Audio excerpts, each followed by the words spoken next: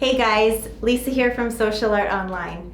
In this video, I'm going to show you my 5 most used paintbrushes and just tell you about why I like them so much. So for starters, when I'm doing backgrounds, I like to use a little bit of a larger brush. So these two here, they're a little bit different. This one here has much softer bristles. So this one's really good if you're doing any kind of blending or you don't want to see texture or brush strokes in your artwork. Because the bristles are nice and soft, it just smooths everything out really well, especially if you use a little bit of water with it. And then this one, which is roughly the same size, but if you can hear that, it's a little bit stiffer bristle. So it's really good if you're going to be dry brushing, meaning you're not using water with your brush. And you're using less paint. So when you use this one, if you just sort of mush it into the canvas, you'll kind of hear that sound.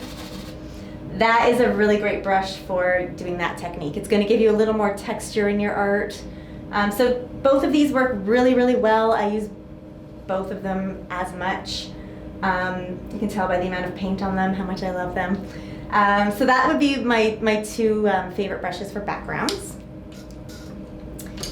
Then for a little more detailed work, I love these 2. So we've got a square brush and a filbert brush. So the filbert, the top is a little bit rounded off. That one, it's really good. Just set that one down. This one's really good for making trees or flower petals. I use this brush for pretty well everything, really. It's just an all-around great paintbrush. The bristles, if I turn it sideways here, they're pretty flat, so it's not really fluffy. So if you're doing anything that requires like dabbing, you'll probably want something a little bit fluffier, or just a really old one of these will also do the same trick. But yeah, that's a really great all-purpose brush. And then the other one here was this square one. So it's a little bit smaller again. It's really good if you're doing anything with straight lines. So I like to use it for, as an example, buildings or sometimes even a tree trunk. It's really good for doing the branches and that kind of thing. You can use it this way to make thick lines, or you can turn it vertical and you can make your lines a little bit skinnier. These come in all different sizes as well.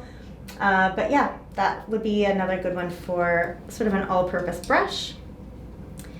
And then you're always going to want to have a small brush for doing all that detailed work. So I actually really like an angle brush. So this one here, it's nice and tiny and very, very thin again. So it's really good for doing thin lines, any little detailed work like that.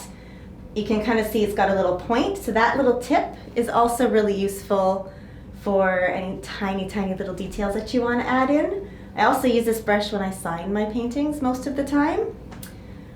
So that is it. Those are my top 5 brushes that I use the most. I love them. That's not all of the brushes that I have. I'm going to show you as a little bonus 3 others that I do use, just not as often. So those ones, if you've got 5 brushes like those, you can paint pretty much anything.